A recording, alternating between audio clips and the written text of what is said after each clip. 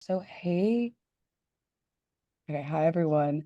I'm Olivia. I'm part of CORE and I'm part of an initiative called FounderSchool, which is all about like teaching people the basics of all entrepreneurship. So super excited to have you guys here. We're going to be talking about market research if we have time. I know we started a little bit late, but if we have time, maybe I'll get into a little bit with KPIs. But yeah, here, let's get started. Um, so I know that you guys went over customer discovery last weekend. If you guys weren't there for that, this is just like a quick recap of what you guys would have went over. So you guys were probably talking about the mom test in relation to market research. So the idea that you want to have research that is unbiased and that doesn't lead people to certain ends. So the mom test, what that's about is pretty much you want to ask questions um, that, the idea is that your mom would want to say certain things to you and wants to make you happy. And so if you ask specific questions that kind of lead people to certain answers, it's going to bias your research. So it's like being, oh, like, do you use your phone? And do you like games on your phone? You're leading people to answers that they may not necessarily say independently. So what you don't want to do, what I was saying, you don't want to try to validate your ideas. You want to go in with very obviously you're going in with certain ideas about what you think is true. That's why you're making this product. But you really want to make sure that doesn't influence the way that you're conducting research. Um, you don't want to just ask questions about your ideas. You want to ask questions about larger concepts. That's not to say to like pummel a shit ton of stuff. Oh, cursing, sorry. Pummel a lot of stuff into one survey or one interview. Make sure you segment that, but addressing a wide array of topics is super important when conducting research. Not asking hypotheticals, really base your questioning and your research in experience. Um, and then don't just look at the good things, obviously.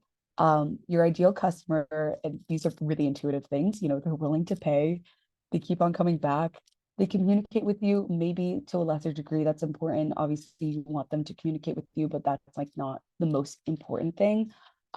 They recommend you to others, super, super important.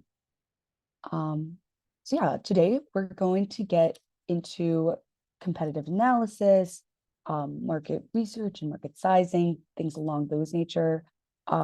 So you discussed customer discovery last week.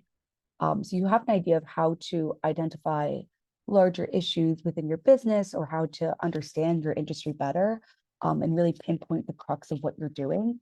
Um, Next, you really want to identify the industry that you're sitting in and get a good idea of what's happening within the sphere that you're trying to enter. So you want to, conduct your due diligence and complete, competitive analysis. So what this is just a very bare bones template of a way that you can go about conducting competitive analysis. So you have two columns for direct competitors and two columns for indirect competitors. Obviously, you can do more, and I would recommend that you do more than two competitors. And I think we'll get into later in the slides what direct competitors and what indirect competitors are. But if you just take a look at the rows, that's pretty much the key information that you want to be looking at. So company profiles, um, what competitive advantages those companies have, market information, so like what market share they have, who their target market is, knowing about like what they actually are selling in all the different lines of their business, and then completing SWOT analysis, which we will also get into later. Um, so yeah, I'll move on to the next slide, but we'll get into this more in depth. Um, so company highlights. Um, this is pretty much exactly what you think it is. They're just, you just want to get pretty baseline information about what a company is doing. There are a lot of ways that you can go about this. I think the easiest is just like Googling things. There are a lot of ways that you could do this that costs money. A lot of companies will like monetize some of these statistics. Um, it can be good to have that depending on like how intensely you really want to conduct your research, but I think having a general overview of what they're doing is enough, at least at this stage. So you can look at company profile, get a general insight into the companies, who's in it, how many employees they have, where their offices, where are they headquartered, things like that. Key competitive advantage. that's a pretty important point. What are they doing that is making them stand out? Um, a lot of the companies that you may be looking at may not be profitable. A lot of companies are not profitable, so you can maybe disregard that point a little bit. But like, why are they existing? Why are people buying from them as opposed to other brands or other companies or other firms within their industry? Um, yeah, and then the next thing you want to do, so you like kind of know some of the companies within your market. Next, you want to have information about the market itself. Um, so understanding, or like not the market itself, I'm so sorry, like understanding their market, the company's market.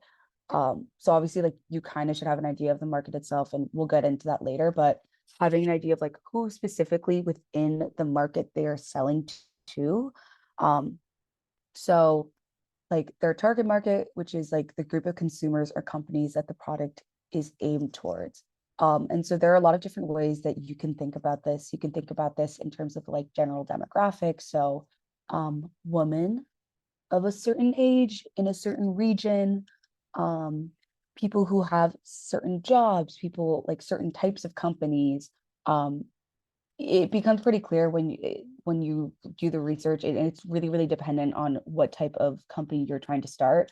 So if you're like a B2B company, like that's obviously your target market is going to look very different from a B2C company.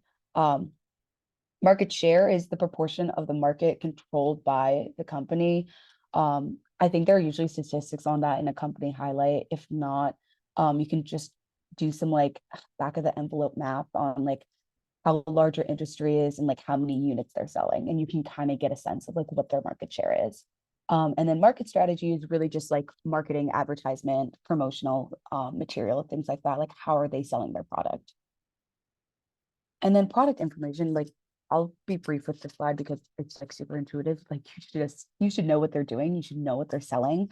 Um, Beyond like the product that makes a company super, or I guess the product that a company is super well known for. Um, Most companies will have like various streams of businesses or various iterations of a certain product that they sell. So having a good sense of like the different offerings that a company has. Um, Pricing is also a good thing to keep note of because you obviously want to competitively price whatever you're doing. So having an understanding of how they're pricing their things, but also how they're breaking down their pricing. So like if you're thinking of doing like a subscription model, think about, are they offering different tiers of pricing? How are they really splitting that up? So that they're able to target more niches, more markets, more people. And then distribution channels is just like, how do they go about selling it? Do they go on like marketplaces? Do they go on like Amazon, for example? That's a marketplace. Do they go on Etsy, another marketplace? Do they go through like like a Whole Foods? I don't know what kind of products you're trying to make, but just think about like the ways that they're selling their things. Okay, yeah. So mentioned this before in the competitive analysis, that little like table that was showing, but direct competitors, indirect competitors, pretty intuitive. Direct competitors are people who are offering similar products or services as your company.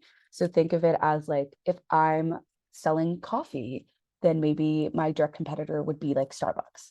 Um, Indirect competitors are companies offering products and services which could satisfy some needs, or companies that are like not with like in the same industry, not selling what you're selling, but have the potential to switch.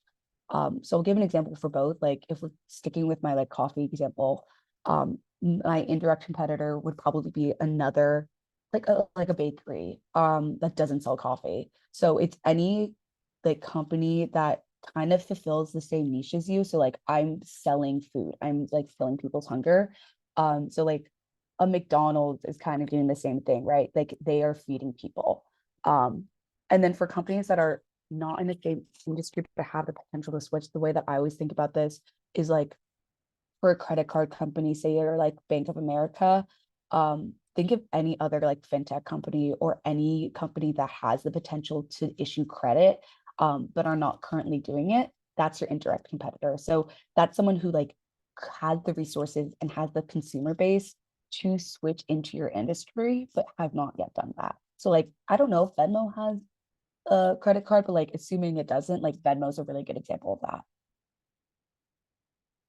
So this is just a question. I don't know how many people are on this Zoom. I think it's like two people, but um we made this slide deck with Canva. So if either of you guys want to answer, who do you think Canva's direct competitor is? Um, or like Carrie and Martina, if you want to jump in too. Maybe like Adobe Illustrator or something. Yeah, exactly. Um, let me see if I can get to the next slide. Okay, here. Yeah, exactly. Adobe Illustrator. Adobe's the biggest one. And so you'll see here, um, like how you can kind of conduct market share and like market sizing and like understand how much of the market a certain competitor has. So you see like these are like the main top competitors, right? So Adobe's has like four different things that are pretty big. And then you have like SketchUp, and then a bunch I personally never heard of. So you kind of have an understanding of like how many websites people create on them, um, tally that up, and then take the number of websites that they've created divided by the total. That's their market share. Um, so yeah. So now we're going to get into talking about SWOT analysis, which is also known as situational assessment or like situational analysis, which is just like another way to develop your business. It's another like business development method. Um, and what you're doing with this is it's really meant to help you think about your business very holistically, and to determine like what the next steps are for your company based on like very general ideas, or understanding another business from like very large general ideas about like what makes them successful. So strengths and weaknesses are internal, so that means like you like if we're talking about like this being your business, like let's not I'm going to start talking about this like in relation to you doing SWOT analysis on yourself versus doing SWOT analysis on another company. So strengths and weaknesses are things that are internal, which means that like you have the ability to really impact them. So strengths obviously are like the positive attributes of your company, or like the current resources or abilities of your company. So there are like a bunch of different ways to think about this. Um, you can think about like the business processes that you have that are super successful. You can consider like your assets, like your physical assets. So like the factories you have, the technology you have, cash assets, patents, copyrighted things, like all that kind of stuff. Um, it can be more general. So your assets can be like your education, your network, um, like certain aspects of who you are as a founder, your reach, your customers, your employees, think about that. So it's you generally want to be thinking of that like as anything that you have that gives you some kind of advantage. Um, and then weaknesses obviously are like the flip of that. So anything that like kind of takes away from your business. So um determining your weaknesses, I would say, is like harder than your strengths, but you should generally be thinking of them in terms of like what your business could use right now, but does not have. So, like, which of your business processes need improvement? Like, do you need more tangible assets or like money? Are there any like gaps on your team that you need to fill? How is your marketing? Things like that. Um, for opportunities, you want to consider like what's happening in the market right now and how you can take advantage of it. So it's really external factors, things that you don't have necessarily control over, but that you can, or that like things that you have to consider, not necessarily things that you have directly impacted yourself. So for opportunities, like maybe there's a lot of demand for your product right now. Maybe it's like VCs are like really into the market or the industry that you're in, so they're really into like AI, like security systems, like, and you're making that. Um, Maybe you want to think about like then starting to raise capital earlier. Um, or maybe there's like a major event happening with within your industry that you can like capitalize on. And then like threats are pretty much again like the converse of opportunities. So like are there like people who are about to enter into the market that you're in that are gonna like royally screw it up for you? Or like are there like supply shortages? Uh are there new innovations that may like put your industry out of business, things like that. That last example was kind of severe, but think about like the things that could come up that could really hurt your business. um when you're completing SWOT analysis, you want to rank things like very loosely in terms of their importance. So you want to think about like the main strengths, right? So like I wouldn't put everything single thing that you're good at down, but think about like 3 to 5 things that you think really, really make you strong. 3 to 5 things that you think are like really hurting you. Um, and that's just like a good way to make sure that you're not like, I don't know. I think that this exercise can be, it's first of all really intuitive, but can get too general sometimes, and then like lose the purpose of it or like lose its meaning. Um, so yeah. So the next step, so obviously you're thinking about your like your strengths and your weaknesses and the opportunities and the threats. Next you want to think about like who you are in the market, right? Um, so there are 4 levels of market: PAM, TAM, SAM, and SOM. Um, so these are just ways to think about your market. So your PAM is like the like absolute largest market of people that you can sell to. And honestly, like most people don't even include PAM because it's literally just like it's pretty much everyone in a sense. TAM is kind of where most people start off. So it's like your total addressable market, everyone who could possibly buy your business, like who like realistically could potentially purchase whatever you're giving. Um, your SAM is like who you're able to actually service right now. So given like how much resources you have and how like big your business is, like who are you actually able to serve realistically? And then your SOM will be like 5 to 10% of your SAM. And that's just for like you're realistically not going to get everyone. And so that's the most like I guess realistic estimate of like who you can actually like take on as customers. Sorry, this is like a kind of weird explanation. It's easier to do it with like examples, um, which I'll get into right now. So your position relates to your market share and your competitors. So there are 2 ways to do market sizing, and I think this is helpful for like understanding what I was saying before because that can sometimes get like confusing. Um, so you can either take a top down approach or a bottom up approach. A top down approach will start with like the largest possible size estimates, and then like so like your PAM or your TAM, and then you'll move down using informations and assumptions about like the market and your business specifically. So you want to start with like one really large verified statistic, and then move down. And then a bottom up approach will start with like basic units of your business, and we'll estimate like how you can scale those units. So it'll really start with like your business, the product, the price, how many people want to buy it, and then we'll move up and generalize for like larger populations of people. Um, yeah, so market sizing. Before we get into the example, like I realize now like maybe it's better before we start like doing the actual numbers thing to give an example of, like Pam, Pam, Tam, Sam, Som. So like the example that I usually say is like this is a little bit morbid, but like the coffin industry, like if you're like making coffins, right? Um, Kind of dark, sorry. Your PAM is literally everyone because everyone dies, right? So like that's what your PAM is. And that's huge. And that's why no one uses it because it's like not helpful.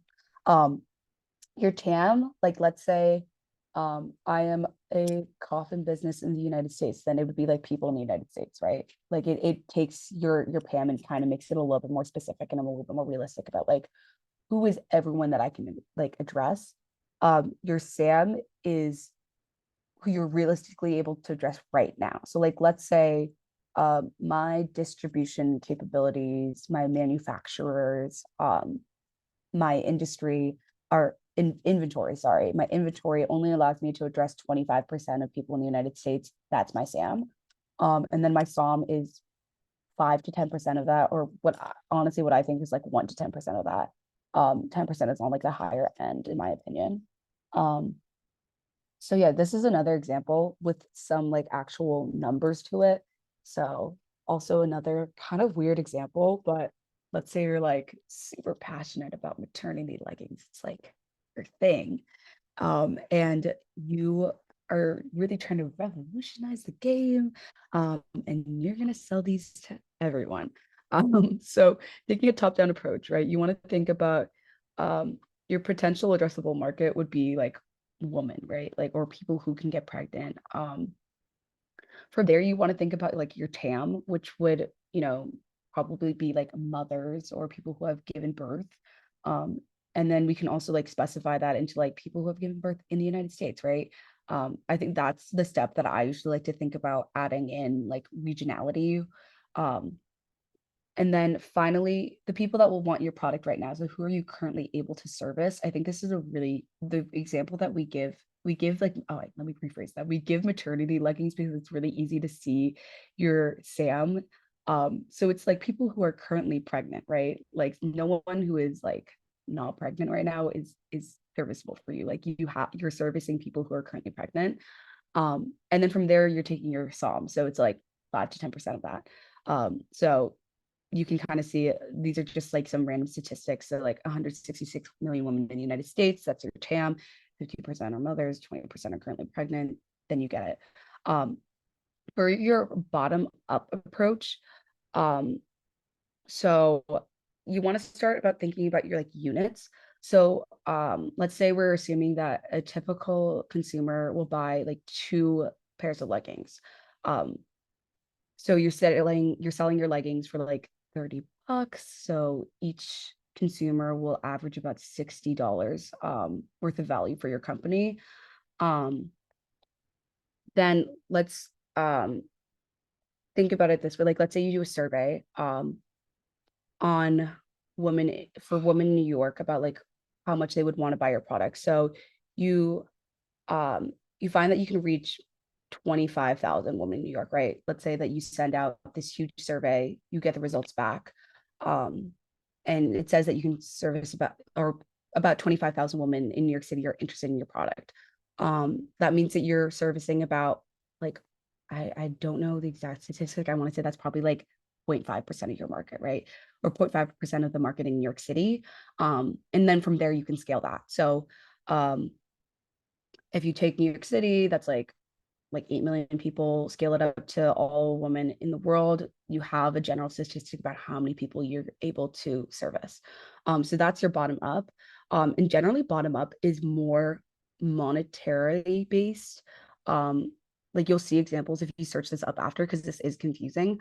A lot of them will be based in like dollar amounts, which is why I kind of started with talking about like the amount of money. So what I would normally do is I would take those numbers and then I would also add like the monetary values associated with them. So if you're like servicing 25,000 women, then multiply that by 60 because each woman is spending $60 and then scale that up. Um, yeah, that's kind of confusing though. So I can also like go over that again or like give you guys some resources online that I think are good for explaining that. Um, but once you like to figure that out, it's all about research, it's all about data, it's all about calculations.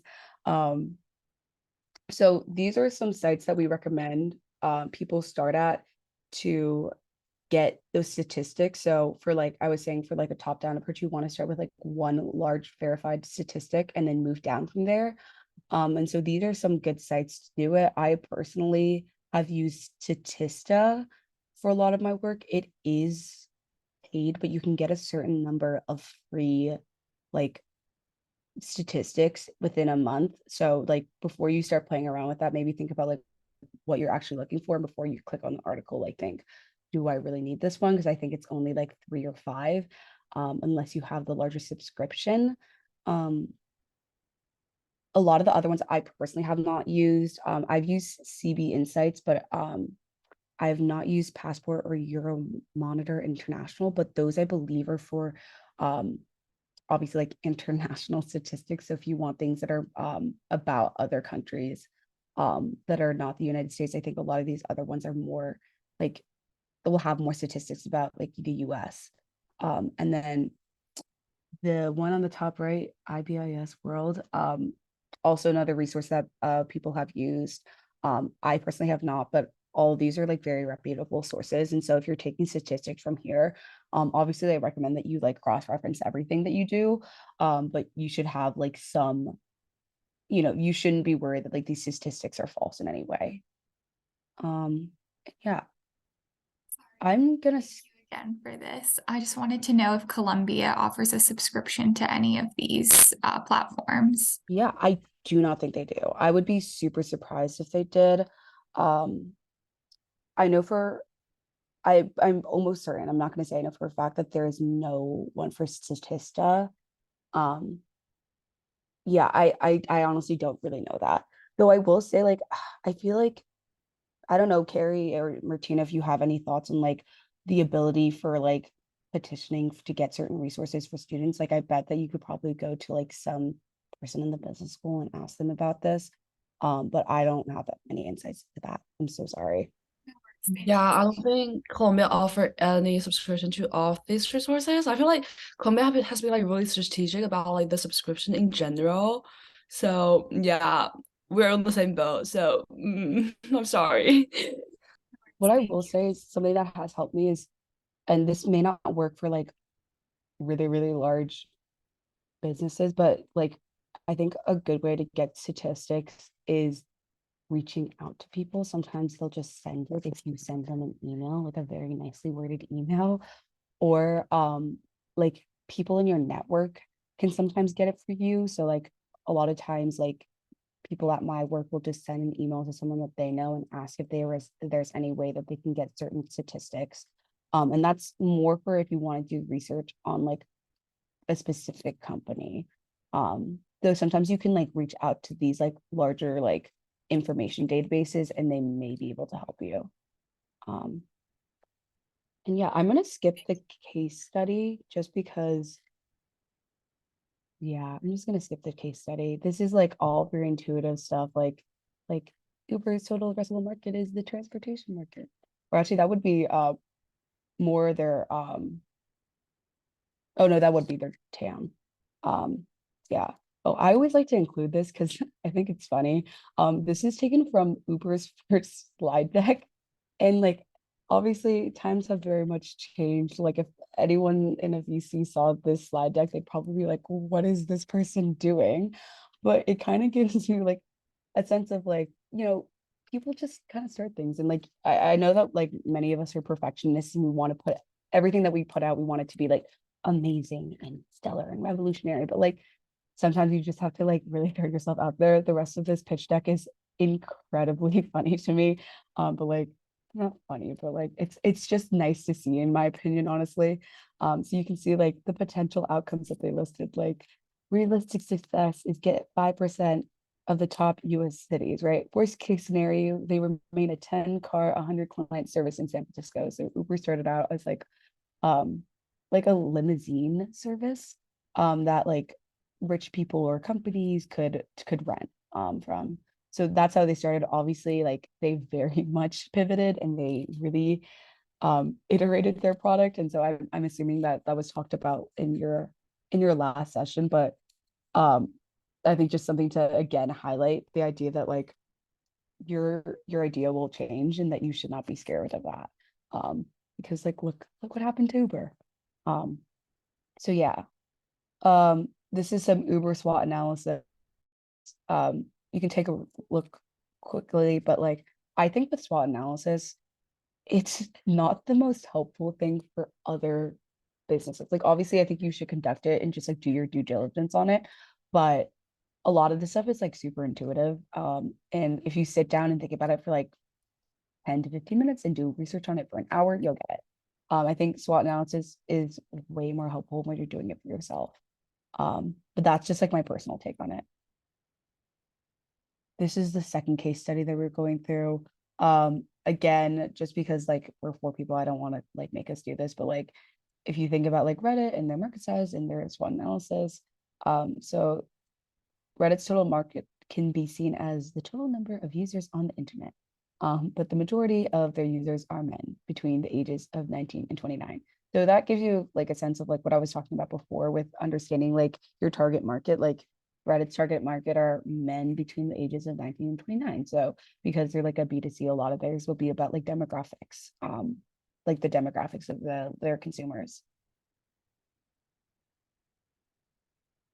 And here's the SWOT analysis for it. Again, you can read that over. If people are watching this, you can pause, but I won't go over this right now. I think it's pretty intuitive. If you read it, I think you'll understand what it's saying. So I'm looking at the time, it's 11:50. I have slides about KPIs, which I'm happy to get into right now. But I may just go a little bit fast on that. So please feel free to like slow me down if something I'm saying isn't making sense for you, or yeah, anything related to that. So you've done your research, right? You've done your due diligence, you understand your market, you understand how you want to market, who your target market is, you understand your industry, all that stuff. What's the next step? KPIs are your next step. So a KPI is a metric that measures the success of your business. So they're like quantitative values that allow you to like accurately measure the progress and like overall health of your startup. So they're important because they're super objective. Like they're meant to tell you through numbers how well you're doing. So instead of doing like SWOT analysis, which is very much qualitative, and very much subjective, it's you like thinking about like, oh, I have a really good team and I'm really smart and we have good business processes, right? This is like a very qualitative. Those are qualitative measures. This is a very quantitative measure. So obviously like ensuring that you choose like representative and relevant KPIs is super vital and super important because your KPIs are like meant to really measure the overall health of your startup. So your primary metric, as the name implies, is like the single most important metric you will judge your startup by. And it's the metric that you would pretty much be willing to bet your entire startup on, right? So what I mean by that is like it's representative to the extent that if this metric is showing poor signs, I may shut down. And if it's doing really well, that alone is reason to keep on going. So there are a few characteristics to think about when you're choosing your KPI. First, it should reflect like real value, which can either be shown through money or time. So it must show how much money or time you put into your business. It must reflect recurring value, which pretty much means that it like must be representative of the portion of your startup's revenue that is expected to continue in the future. So it shouldn't be like on some business thing that you've stopped, right? Like the money that you're making right now, or like whatever the metric is, it should continue into the future. And then finally, like it must be a source of good feedback. So when considering all these metrics, there are only two metrics that could be your primary metric, revenue and users. But realistically, we should avoid using users as our primary metric because there are issues there. I don't know, because like having a lot of users does not necessarily mean that you're able to be successful or you're able to expand, especially if you're like not monetizing right. So a lot of people will use like revenue as the way to understand their business like to the highest degree. Yeah. So why do we need secondary metrics? So I said like revenue is the most important thing. Da, da, da. Obviously like that's not true, right? Like we should not just be caring about like how much money is coming into our companies, right? And your primary metric is never going to tell 100% of the story. I think we have a slide that says that, yeah, never going to tell 100% of the story. It's never going to be holistic. And obviously that's something that we care about a lot, especially when we're choosing like really quantitative, really important statistics. So secondary metrics, yeah, they kind of serve as like protective measures to ensure that like the success of your startup, or like certain elements of your startup is not lost in the pursuit of revenue. Like we're not just trying to be like money machines, right? So you can think of them as like kind of like quality assurances in a certain sense. So yeah. I think that's exactly what the slide says. So this is like the main chunk of like KPIs that I think is really important. So sorry if I was rushing through all that stuff before, but I really wanted to get to this slide. Because this is the important stuff. These are the secondary metrics. So what I will say before we start is that like a lot of these are super interrelated and kind of can touch upon the same ideas or the same processes, the same parts of your business. Um, there are like small differences between each of them. Honestly, they're somewhat confusing to me personally too. So like don't be scared if you don't know what a lot of these are. And also if you're searching them up and it doesn't make sense to you, also totally normal. Um, so to start retention, I think that one is hopefully pretty intuitive to people. So it's relating to customers and how many of them you're retaining over a certain period of time. Um, your gross margin is the amount of money that your company has left after you take away all the direct costs of production or like purchasing the goods themselves. So you take that, so you have like the amount of money you make minus like what it pretty much like what it costs to make it divided by the total number of sales. So it represents like the amount earned in profit per dollar of sales or like per number of sales, sorry. The contribution margin is the amount of money a company has left after subtracting all variable costs of production um, divided by the total number of sales. So it's like not considering like your fixed costs at all or anything like that. It's just like variable costs that you incur when you're like making each individual unit. Um, your CAC, I think that this one is super, super important. And I find that many companies are very interested in their CAC and will many times choose this as a secondary metric. I don't think I said this before, but it was on the slides. You should be choosing like 3 to 5 of these. So CAC is the measurement of the amount of money a firm spends or an organization spends to acquire new customers. So it's your like customer acquisition cost. So you take into consideration any cost that you incur to market your business to get new customers, and you divide that by how many new people you get within the time period. So that one's super important. If you have high CAC, that is not necessarily a good sign.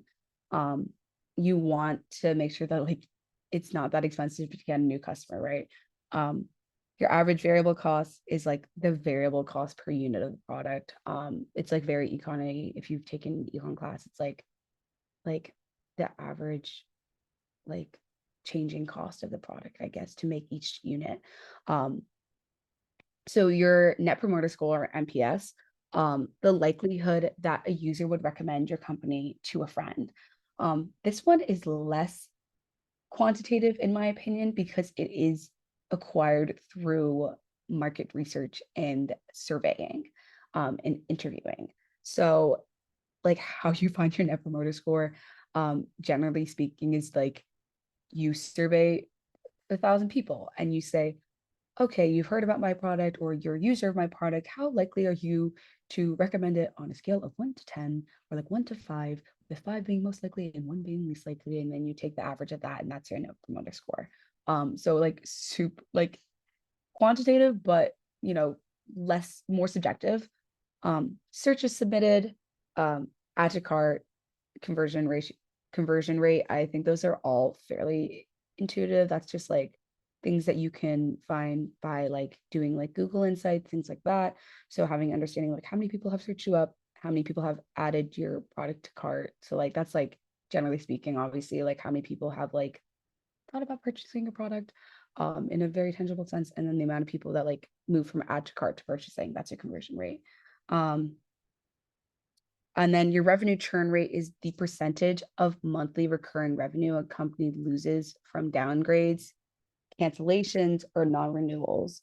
So that pretty much is like from month to month, how much revenue are you losing because people have stopped purchasing what you're selling? And that's super relevant for companies that are like subscription based, or companies that like have products that people will like frequently buy. So if you're selling software, right? Like that's not necessarily like a one-time purchase of software, like that's not a super helpful KPI for you. But if you're like a monthly subscription, that's super, super helpful. Your referral rate is the number of referred purchases that you make as like a percentage of the total number of purchases that you have. Or not total number of, no, I don't think it's total purchases actually. I think that would be no, it is total purchases, I believe. Sorry, I sometimes even get these messed up. So that may be wrong, but I believe it's total. And then gross merchandise value, another one of those like very like mathematical like number ones. It's the total amount of sales a company makes over a period of time before like it's really like accrued expenses are deducted, which pretty much means advertising, delivery, discounts, returns, all that stuff. And then so it's like pretty much like the average order value times the number of goods sold is your gross merchandise value. And then the last statistics on here is your customer lifetime value, which is the total worth to a business of a customer over the period of their relationship. So like how much money someone has spent with you over the time that they've been a customer. Yeah, and those are all your secondary metrics. There are way more than these. If you search up like KPIs, metrics types on Google, you will find like lists with 50 plus metrics.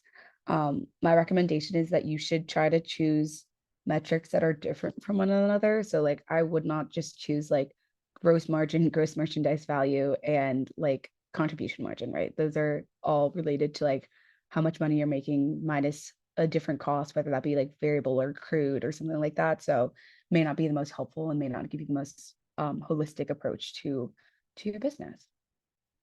And yeah, that is the presentation. If you have any questions, feel free to like speak right now, tell me right now. If not, like I can always answer questions later or anything like that. Like if anyone has questions later, like I'm always resource. But yeah. Thank you. This is really helpful. Yeah. Oh my gosh. Thank you for being here on like a Friday. Oh, no, yeah. I'm actually in the architecture school, so I'm not familiar with the Founder School or core at Columbia, but I just saw that you posted a link. So is that where I can find more resources like this? Yeah. So Carrie, what was the link that you sent? I don't know. Oh, the link I just sent is about all the CVC challenges and all the workshops of CVC is going to be posted there, and also all the links for registration for CVC challenges. And if you can follow our Founder School or Core CU, is Core CU is our club which we belong in, and the Founder School is Olivia, the initiative she's leading. So they will regularly provide weekly workshop for entrepreneurship. So like you can feel free to follow them. And then we have another Instagram. It's called CU Venture Competition. It's just like a bunch of information. So like feel free like to ask us like if you have any questions. But these three are the major Instagram account we have, and we are administering right now. Yeah. And Founder School has not started for the semester. So this was like one of the presentations that we give. We give like 4 to 5 of them just about like how to found something, how to like pitch, things like that. So if you're interested, we have not started for the semester. I think applications are probably going to go out within the next week or two. So if you're interested, always feel free to reach out to me or like you can reach out to like the core Instagram, the Founder School Instagram, or like the emails, any of that. Yeah. Thank you so much. Thanks for the time. Okay, thank you so much. Thank you for coming. Thank you, Olivia. Okay, thank you for having me. And yeah, I hope you have a good rest of your day. Thank you.